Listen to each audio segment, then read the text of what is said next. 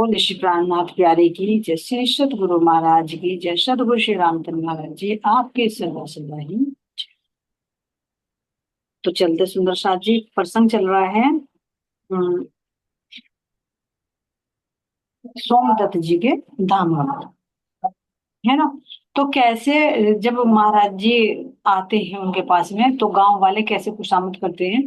एक उम्मीद है कि महाराज जी आप इनको ठीक करें, लेकिन महाराज जी बताते हैं कि एक आत्मा अपने घर जा रही है तो तुम उसमें विघ्न क्यों डाल रहे हो। कैसी उल्टी मूर्खता वाली बात कर रहे हो कि अपने घर जाती हुई रूह को तुम कह रहे हो कि वापस इसी संसार में बुला लो, मुश्किल से तो उसका पिंड छूटा है।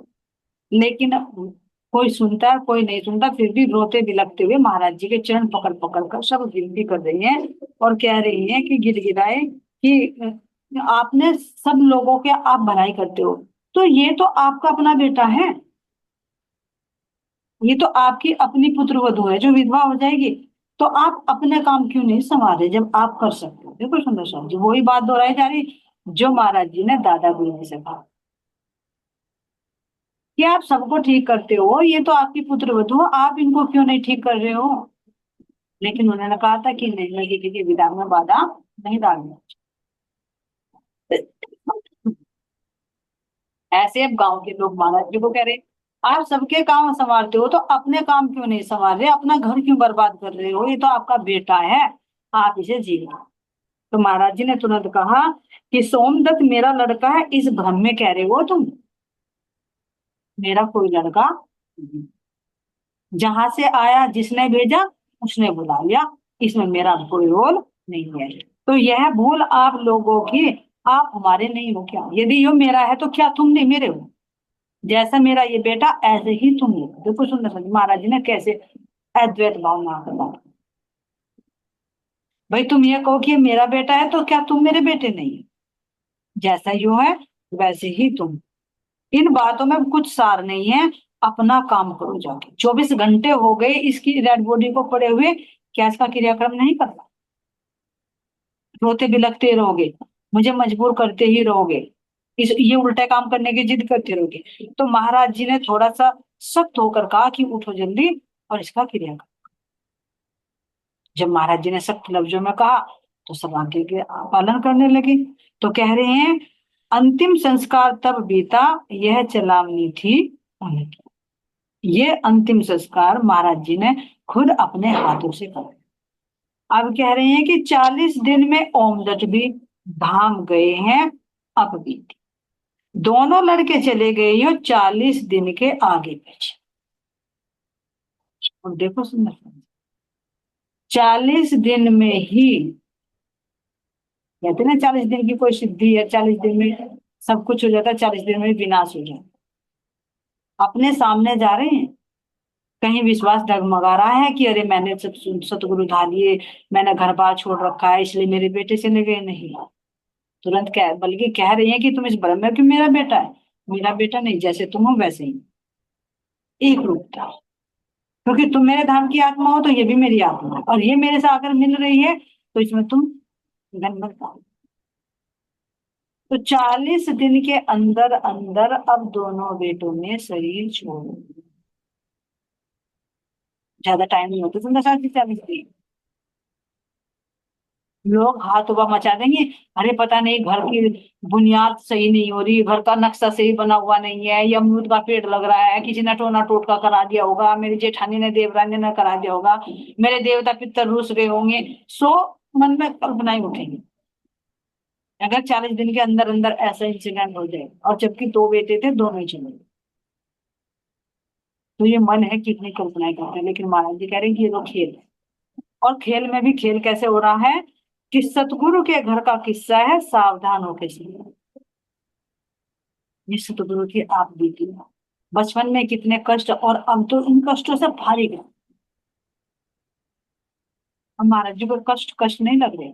क्यों? कह रहे कि ये जो दुख तुमको लागत है सो माया करत अति भारी। धनी ना दुख देते किसी को जो कीचो वचन विचार से। तिल जेता भी धनी दुख नहीं देते अगर विचार करके देंगे। और दुख आपन को जो होता है कल माया अति।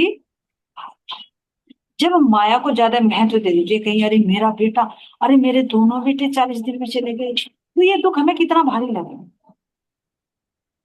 लेकिन कह रहे कि जब तुम आत्मिक दृष्टि देखोगे तो दुख भी तुम्हें दुख नहीं लगे। ऐसी स्थिति में महाराज जी पहुंचे परमहंस, ये परमहंस अवस्था। एक बाहर से खिताब मिल जाए वो बात दूसरी, लेकिन परमहंस अवस्था में जीना ये महाराज जी ने जी कर दिखाया। तो कह रही है कोई नहीं बख्शा जाता यहाँ। ध्यान देना सुंदर साहब जी, ये तो शिक्षा है, दूसरी शिक्षा बहुत गहरी है। कोई नहीं बख्शा जाता यहाँ, परम धाम की सैर नहीं, बड़ा अदल इंसाफ यहाँ है, दुष्कर्मों की खैर। बहुत कान खोल कर चीज, ये क्या कह रहे हैं कि ये सतगुरु के घर का किस्सा है, जिस घर में साक्षात धाम धनी विराजमान है, जिस तन के अंदर बैठकर वो लीला कर रहे हैं, उस तन से संबंधित दोनों पुत्र हैं, उनका किस्सा है ये। इसको क्यों कह रहे हैं कि सावधान होकर सुनना, यहाँ पर कोई नहीं बख्शा जाएगा, ये परम धाम की सैर है। ये परम धाम की सैर नहीं है कि भाई कुछ भी नहीं होगा, जैसे चाहे जैसा कर लो, लेकिन यहाँ पर कर्मों का फल है, क्योंकि परम धाम में लीला है, कर्म नहीं है। और यहाँ जैसा कर्म करता है उसका फल यहाँ पर मिला है। अब ये कहे देखो, यहाँ तो एक चलती है कि भाई किसी का पिताजी इंस्पेक्टर है, उसने कोई मर्डर केस कर दिया, तो वो तो कैसे ना कैसे झूठी दलीलें देकर, सबूत झूठे बना बनाकर, झूठे गवाह खड़ा कर करके वो तो बचा लेगा, मुकदमा जीत लेगा पैसे भर भर कर। लेकिन क्या उसकी अदालत से भी बच जाएगा? यहाँ से तो बच जाएगा, लोगों से तो धोखा दे देगा लोगों को, लेकिन क्या परमात्मा को धोखा देगा? उसे एक ना एक दिन उसको भुगतना ही पड़ेगा, उसका परिणाम उसको मिलेगा ही, जो कर्म उसने किया है उसका फल उसको भोगना ही पड़ेगा। तो यहाँ दिखा रहे हैं कि जहां जिस घर में साक्षात परमात्मा हो और उस तन से ही संबंधित चाहे उनके पुत्र क्यों ना हो, वो भी नहीं बख्शे जा रहे हैं, तो फिर आम इंसान की बात क्या करे? और होता है यहाँ पर भी कानून में, अगर किसी प्राइम मिनिस्टर का या किसी भी मिनिस्टर का भी कोई बेटा है, अगर उसका एक बार केस पूरा हो गया, वो दोषी साबित हो गया, तो सजा उसको भी मिलेगी। धोखाधड़ी से बच जाए तो बात दूसरी, लेकिन अगर वो विक्टिम साबित हो जाता है तो सजा उसको जरूर मिलती है, जेल उसको जरूर काटनी पड़ती है, चाहे वो कितने भी बड़ा अधिकारी क्यों हो। तो यहाँ भी यही दिखा रहा है, ये आध्यात्मिक उसमें चलता है, चाहे घर में साक्षात परमात्मा क्यों ना हो, लेकिन फिर भी उन्होंने जो गुनाह किया है तो उनको भी सजा मिली। तो 40 दिन के अंदर ही अंदर क्यों गई? क्यों? क्योंकि एक तो ऐसे सतगुरु जो साक्षात धाम धनी है ना, उन पर एक भ्रम में आकर अपनी करनी लगी। जो भी देखा ना, पीछे कोई ऐसा थोड़ा है कि कुछ कहा नहीं होगा, कितना कुछ कहा होगा। फिर पत्र जो दिया वो पत्र भी ठुकरा दिया, फिर भी अब शब्द बोले, लिखे नहीं यहाँ पर। और फिर 8 दिन वहां रह गए मुजाहिदपुर में, वहां भी कितनी अनबनी होगी, कहा जरूर होगा। और जो दूसरा बेटा उसके अंदर तो था ही नहीं, अ, अंकुर ही नहीं था, और भक्ति भाव भी नहीं था, उसने तो ऐसे ही हद कर दे कि चारपाई वहीं लाकर बिछा दी मंदिर में। तो कह रहे कि इतना बड़ा गुनाह की सजा ऐसे नहीं बख्शी जाए, इसलिए इस सजा को के कारण उनको अपना शरीर 40 दिन में ही छोड़ना।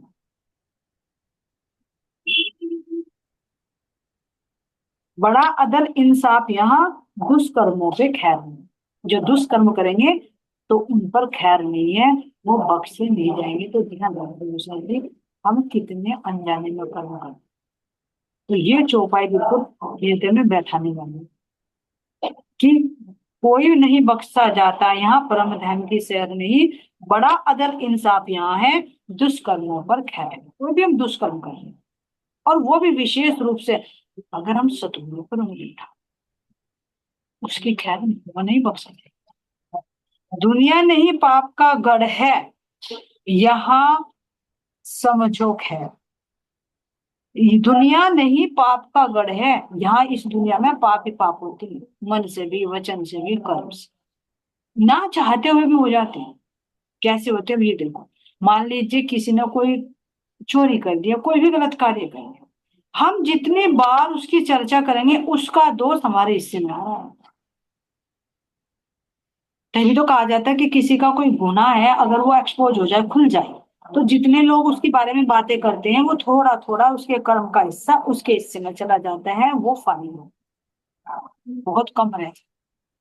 लेकिन किसी का कोई पाप जब छिपा रहता है तो उसका पाप उसके अंदर ही दबा रहता है और उसको ऐसी जगह उसको फल मिलता है कि गुप्त रूप से मिलता है, बिना करे। तो हम ये ना सोचे कि अगर हमारे से कोई गलत कार्य हो गया और वो हमने एक्सपोज कर दिया, खोल दिया उसके सामने, लोग जितनी बुराई कर रहे हैं तो करने दो। उसको तुम ये मत मारो कि भाई मैं उसको रोकूं, मैं उसके साथ लड़ू, नहीं। जो कह रहा है कहने दो। क्यों? क्योंकि अंदर की दृष्टि से देखो तो सही पूछे तो मेरा बोझ हल्का कर। जो मैंने पाप कर्म कर दिए उसका फल जो मुझे मिलना था वो कम कम करके उन पर जा रहा है जो मेरी निंदा कर रहे हैं, जो एक दूसरे से शेयर कर। इसलिए तो कहा कि किसी की बुरे की बुरा भी मत। जो जैसा है उसके हाल पर उसको छोड़ दो, नहीं तो उसके भागीदारी के हिस्सेदार तुम भी। ये होता है सोच। क्यों? तो ये देखो कि हम अपने पाप को दबा कर रखते हैं, छुपा कर रखते हैं। तो छुपा कर रखेंगे तो उसकी सजा एक दिन, अब मान लीजिए खुल गया तो खुल गया, समझो कि बहुत अच्छा हुआ। और अगर दबा हुआ है तो वो हमें अकेले को भुगतना पड़ेगा। जैसे आती भी एक कहानी उसमें कि एक, मतलब दुष्ट व्यक्ति था, बहुत ही वो गलत काम करता था। तो उसके अंदर ये भाव आया कि भाई मैं बहुत गलत काम कर रहा हूँ, लेकिन अब मैं साधु संगत में रहकर अच्छे काम करूंगा। उन्होंने निर्णय ले लिया कि आज से मैं कोई गलत कार्य नहीं करूंगा। अब जैसे उसके सामने ही एक वो रहता था सुनार। तो वो क्या करता था, धोखेधड़ी से असली सोना लेकर पुलिस वाला माल दूसरों को दे देता था। इस तरह से धोखाधड़ी करके उसने बहुत सारा पैसा कमा लिया। अब उसकी जो साठ गांठ थी वो पुलिस वालों से भी थी।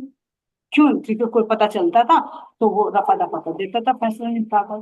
तो एक दिन उन्होंने, पुलिस वालों ने देखा कि भैया इस सुनार के पास में तो बहुत पैसा है, तो क्यों ना हम ऐसा करें, पहरेदारी तो हम करते इसकी, तो हम इसको मार दे, आधा आधा बांट लेंगे।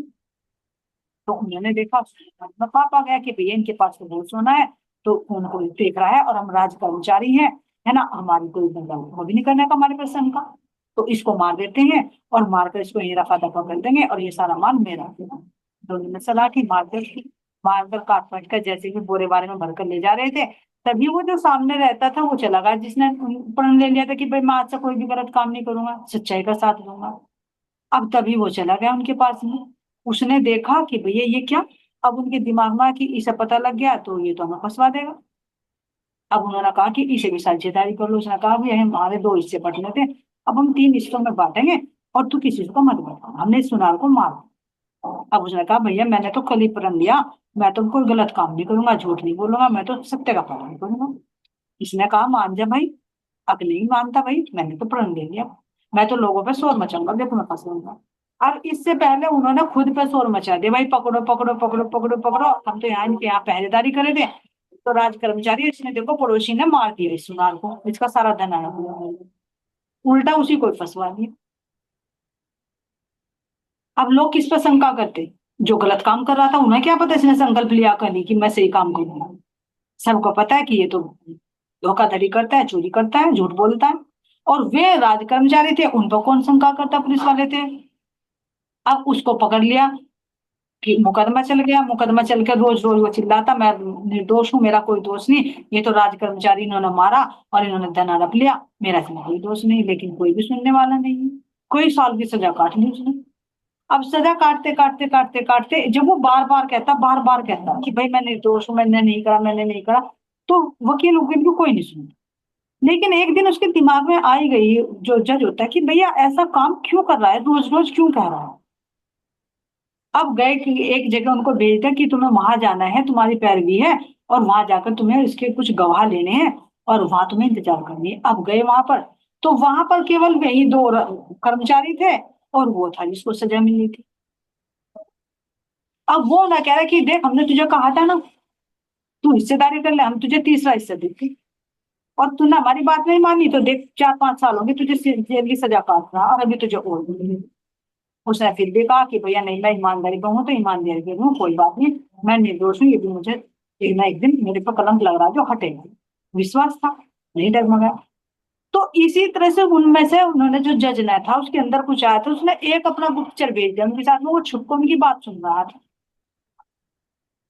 अब उन्होंने जब कहा राज कर्मचारी ने कि हमने तुझे कहा था ना कि तू हमारे में शामिल हो ले, तू लोगों को मत बता, हम 30 लाख से देंगे, वो बात उन्होंने सुन ली, ले जाकर जज के सामने बता दिया कि ऐसे ऐसे कि असली दोषी तो ये है, ये ही है। अब गए वहां पर, मुकदमे पर पूछा गया कि जज साहब मैं तो आपको पहले ही कह रहा था मैं निर्दोष निर्दोष हूँ, तो फिर मुझे ये सजा क्यों मिली? तो उन्होंने कहा कि ऐसा है, तेरा कहीं ना कहीं कोई दोष होगा जो छिपा हुआ होगा, उस करने का फल तुझे यहाँ पर भुगतना पड़ा है, जो तूने नहीं करा उसकी भी सजा तुझे मिलेगी।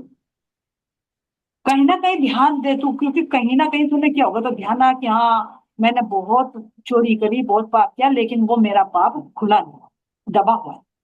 तो कि जो खुल गया था तो वो तो एक्सपोज हो गया, उसका तो इससे चला गया लोगों पर जिसने तुम्हारी बुराई निंदा की। लेकिन जो तुम्हारा दबा हुआ था उसका फल तुम्हें आज मिला, गुप्त रूप से दबा हुआ था, गुप्त रूप से तुम्हें मिल गया उसका फल। उसकी सजा तुमने 4-5 साल होगी जो काटती थी, और अब तुम्हारा वो फारिग हो गया। तो मेरे दिल में आई कि भाई मैं पूछूं तो एक बार जानकारी तो निकल आऊं, ऐसे क्या मैटर है, बार बार ये ऐसे ही कहते हैं, बार बार ऐसे ही कहते हैं। तो इसी तरह से यहाँ महाराज जी दिखा रहे कि इस संसार में कर्मों का बंधन नहीं छूटता, कब का कब भुगतना पड़ता। भीष्म पितामह को देखो, उन्होंने श्री कृष्ण जी से कहा कि 2 साल तक तो मुझे याद है, लेकिन किस कर्म की सजा जो मुझे यहाँ बाणों की सैया पर लेटना पड़ रहा है। तो उन्होंने कहा 100 साल तक का तो तुमने देखा, लेकिन इससे पीछे चल 101 साल में, 101 जो जन्म है, उस जन्म में तुमने एक सर्प को मारा था, और मारकर उसको मरा नहीं था वो, तुमने झाड़ी पर फेंक दिया, तो झाड़ी पर टांग रहा, तो जितने दिन तक वो तड़पता रहा इतने दिन तुम्हें इस पर लेटना पड़ता। जब तक तुम मेरी शरण में थे तो तुम्हारे पाप कर्म दबे हुए थे, लेकिन जैसे ही अब तुम अलग हट गए तो तुम्हारे अंदर ये पाप कर्म फिर उजागर हो गए, उसकी सजा तुम्हें। तो ये देखे सुरेश जी महाराज जी यही ये समझाना चाह रहे हैं कि यहाँ पर कोई नहीं बख्शा जाएगा। बड़ा अदल इंसाफ यहाँ दुष्कर्मों की खैर नहीं, दुनिया नहीं पाप का गढ़ है, यहाँ सबकी खैर नहीं, कान दबा के वक्त काटने करने यहाँ की सैर। कान दबा के किसी की मत सुनो, कोई किसी की बुराई बता रहा है तो मत सुनो, क्योंकि अंदर में कचरा भरेगा, हम कर कुछ नहीं पाएंगे। लेकिन अंदर में रह रहकर वो विकार इतना डेवलप हो जाता है कि हमारे अंदर संस्कार बन जाते हैं। वो भूल गया होगा, वो फारिग हो गया होगा, लेकिन वो हमारे अंदर बीज पड़ गए। इसीलिए कहा कि अच्छाई दो, अच्छा परमात्मा की बातें सुनाओ तो उसके अंदर परमात्मा के ज्ञान में भी बीज बोएगा, और तुम अपने विकार सुना रहे हो तो उसके अंदर भी गंदगी फैला रहे हो। तुम्हारा तो अपना भला हो रहा है भाई, अपने घर का कचरा कोई तुम्हारे पड़ोसी के घर में डाले तो उसका तो भला हो रहा है, फेंकने वाले का, पड़ोसी का बुरा हो रहा है। लेकिन हम इतने मूर्ख हैं, हम बड़े शौक से कचरा लेते हैं, ला देते अपने घर का कचरा मेरे घर में, मांग मांग कर ले लेते हैं। और नहीं, वो नहीं देगा तो पड़ोसी से ले लेंगे, बताओ उसकी उसके क्या बुराइयां हैं। तो ये हमारी बहुत बड़ी त्रुटि, बहुत बड़ी भूल है। हम अपने घर में कचरा भरे, अपने हृदय रूपी घर में। तो अगर कोई कचरा डाल रहा है तो समझो कि वो अपने घर का कचरा मेरे अंदर डाल रहा है, तो तौबा तौबा भैया, मेरे घर को गंदा मत कर, तो अपना कचरा अपने घर में। तो यहाँ कह रहे हैं कि कान दबा के वक्त काट लो, यहाँ की सैर ना करो, यहाँ पर ज्यादा ना घूमो, नहीं तो ये बोझ इतना बढ़ जाएगा, ना जाने हमें और कितने जन्मों में बता।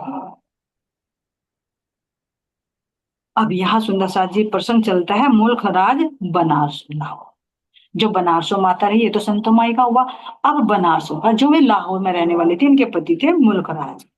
तो कह रहे हैं मुल्क राज नाम है हमारा, लाहौर निवासी है, लाहौर के रहने वाले हैं, और बनारसों मेरी पत्नी है, और पुत्र पिता के इकलौते हैं, यानी मैं अपने पिता का इकलौता बेटा, मुल्क राज जी कह रहे हैं। और बनारसों मेरी माता है, और लाहौर का मैं रहने। माता पिता अभी है सर पर, मुलाजत मत है निर्वाद, जीवन यहाँ पर पेट पालना करते रहते हैं बेकार। जब पिताजी का साया सिर पर हो तो बेपरवाह की तरह रह रहे हैं, कोई चिंता नहीं है कि बे कहाँ से आना कहाँ से नहीं, क्योंकि माता पिता भी सिर पर है। और धर्म कर्म क्या कहते हैं कि ऐसा भी मेरे अंदर कोई भक्ति भाव नहीं था कि भाई मैं सत्संग ले लूं, धार्मिक चर्चाएं सुनूं, और ना ही मुझे आज तक कोई सतगुरु मिले। अपनी बात बताओ। लेकिन कह रहे हैं कि ऐसा उल्टा फेर आया, ऐसा तूफान आया कि जब भारत और पाकिस्तान का बंटवारा हुआ था, तो पाकिस्तान के जो हिंदू लोग थे वे सारे भारत में थे, जिनको रिफ्यूजी कहा, तो कितने कष्ट झेल झेल कर आए। तो वो इंसिडेंट है यहाँ पर। तो कह रहे कि जो 47 का था, तो कैसे मौत सिर पर नाच रही थी, कितने लोग बेघर हो गए थे। बहुत बड़ा भयानक मंजर था उस समय। आने के लिए साधन भी नहीं मिलते थे, और जो पाकिस्तान में रह गए थे मुसलमान, उनको मार काट कर डाल रहे थे, नहीं तो सारी प्रॉपर्टी छीन रहे थे। इतना दर्दनाक समय था। तो उसी समय की बात बता रही हैं कि उस समय रो सा उठा उपद्रव एकदम, जानों के लाले देखे, जान बचाने के भी लाले पड़ गए कि लोग कहाँ जाएं। आए तो कोई साधन नहीं है, और साधन भी मिल जाए तो रहना खाना कहाँ से करे। और अगर पाकिस्तान में रह जाए तो या तो वहां मुस्लिम धर्म अपना लो, या वे लोग मार काट डालो, तो कैसे जान बचे। तो कह रहे हैं यहाँ पर कि मैं भी अपनी माता को, अपने पिता को और अपनी पत्नी को लेकर वहां से भागो। कहाँ से? लाहौर से, क्योंकि बंटवारे में वो हिस्सा वहां पर आ।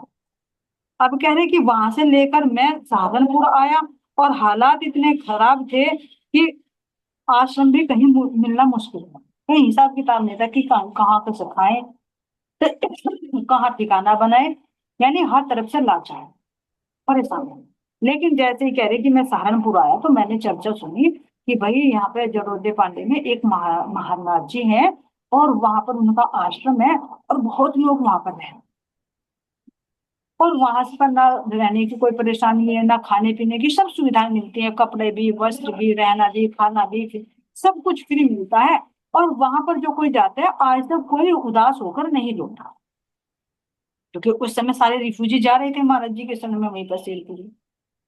क्योंकि इससे पहले महाराज जी गए थे, सबको कह कहे थे कि भाई बहुत बड़ा उद्धार होने वाला, आप चलो, लेकिन किसी ने सुनी, किसी ने नहीं सुनी। लेकिन जब बंटवारा हुआ और वो हिस्सा वहां से लगा, तो तब यहाँ पर आए। तो फिर तो चर्चा फैलती चली गई कि भाई जाए तो किसके यहाँ जाए। ये कहा कि तुम वहां पर चले जाओ, शेरपुर में, वहां पर महाराज जी रहते हैं। तो वहां जब कह रहे कि मैं वहां उनके शरण में पहुंचा, तो देखा तो हर बात सत्य मिली वहां पर। कह रहे कि वहां पर तो हजारों लोग थे, जिनको जो पेड़ों के नीचे, आम के वृक्षों के नीचे लेटे रहते थे। खाना भी, पीना भी, वस्त्र भी, सब कुछ मिल रहे थे उनको। किसी चीज की कोई वो परेशानी नहीं थी। तो भाई मैं भी अपने माता को, पिता को और पत्नी को लेकर वहीं पर आश्रम में चला गया। लेकिन कह रहे कि अभी मुझे उन पर श्रद्धा नहीं, ना तो माता पिता को, और ना ही मुझे श्रद्धा थी। लेकिन थोड़ी थोड़ी जो श्रद्धा थी, कह रही है कि बनारसों माता को थी। अब वहां का खर्चा देखकर भी उनके अंदर थोड़ा थोड़ा आता था कि महात्मा जी है तो बड़े भाई, इतना खर्चा लोगों का कहाँ से चल रहा है। भाई हजारों लोग रह रहे हैं, उनका तीनों टाइम का खाना पीना, उनको लेटने के लिए बिस्तर भी, वस्त्र भी, ओढ़ने के लिए सब कुछ देना। तो सबको ताज्जुब तो हो रहा कि आखिर चल रहा है तो कहाँ से चल रहा है। तो समझ गए कि ये पहुंची हुई कोई महात्मा, इतना ही विश्वास। तो कह रहे हैं यहाँ पर कि ये जो खर्च था, लोगों को खाते पिलाते वस्त्र देते तो दिख रहा है, लेकिन किसी को ये नहीं पता लग रहा था कि ये खर्च आ कहाँ से रहा। ये इतने वस्त्र हैं, इतने खाने पीने का साधन आ कहाँ से रहा, आता हुआ किसी को नजर नहीं आता। सिले सिलाए कपड़े मिलते थे, और पकी पकाई रोटी मिलती थी। अब कहाँ से आ रहा है, ये किसी को रास्ता नहीं लग रहा था। सबको क्या हो रहा था, अचंभा हो रहा था। और अचंभा होकर कुछ लोगों को क्या थी कि श्रद्धा भी दी गई, पहुंचे हुए मान, कुछ चमत्कार उनके पास, जो इतना बोझ भार उठा रहे हैं, नहीं तो कोई नहीं उठा सकता, किसी एक दिन भी नहीं उठा सकता हजारों लोगों का खर्चा। तो ये महात्मा जी कहाँ से उठा रहे हैं, कौन देने वाला है, ये नहीं समझ। लेकिन वो थी ना सतगुरु की दी हुई, जो 1 रुपया दिया था, वो जो पीतल की उसमें डाल रखा था डोरी से, कहा था ना कि आवश्यकता पड़ने पर ही इसको निकालना, वहां से जितना चाहोगे इतने निकाल दे। तो वो किसी को दिखाई नहीं दे रहा, गुप्त रूप से। तो ये कह रहे कि यहाँ पर भाई कुछ संबंध तो अंदर में हुआ, कुछ विश्वास। तो कह रहे कि मुझे फिर वापस लाहौर जाना पड़ा। तो मैंने अपने माता पिता को और अपनी पत्नी को, बनारसों को यहीं पर छोड़ दिया। क्यों? क्योंकि कुछ काम था, नौकरी वोकरी का, भाई कुछ काम तो करूँ, नहीं तो अगर वहां से नौकरी छूट गई जैसे पिता करते होंगे, तो भैया यूनिवर्सिटी के देने पड़ जाएंगे। तो कैसे ना कैसे करके वो लाहौर वापस चले, मुल्क राज।